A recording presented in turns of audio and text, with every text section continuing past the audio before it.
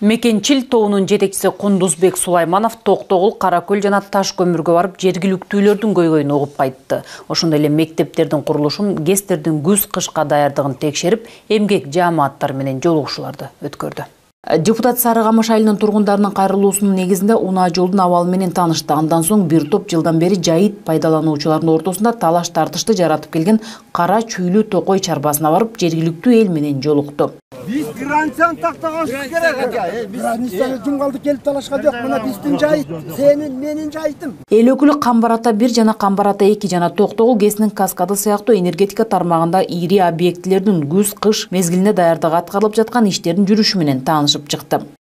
Камбарата 2 ГЭСинин кубаттуулугу 120 мегаватт, азыр учурдагы алынып аткан кубаттуулук 80 мегаватт болуп эсептелет. Бул Камбарата ГЭСинде плановый күз-кыш мезгилине плановый учурда оңдоо жумуштары аткарылган. Токтогул районунда жалпы 41 мектеп болсо, 5-өө жаңыдан курулууда, 3-өө капиталдык оңдоп түзөөдөн өткөрүлүүдө.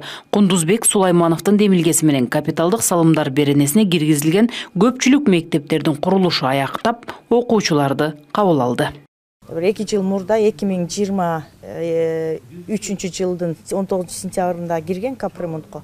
Мына азыр бүтүп тапшыруу убагында турабыз.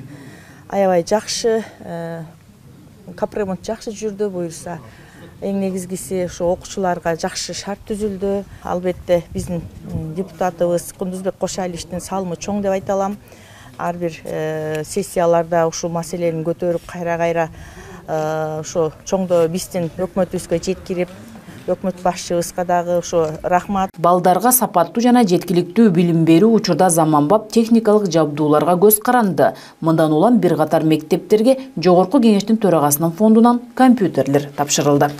Райондогу мектептерди компьютер менен камсыз кылууда дагы ошол Жогорку Кеңеш тарабынан бизге чоң жардамдар берилип жатат. 3 жылдан бери негизи эле көпчүлүк мектептерибизди компьютер менен интерактивдүү доскалар менен камсыз кылууда чоң жардамдарды берди.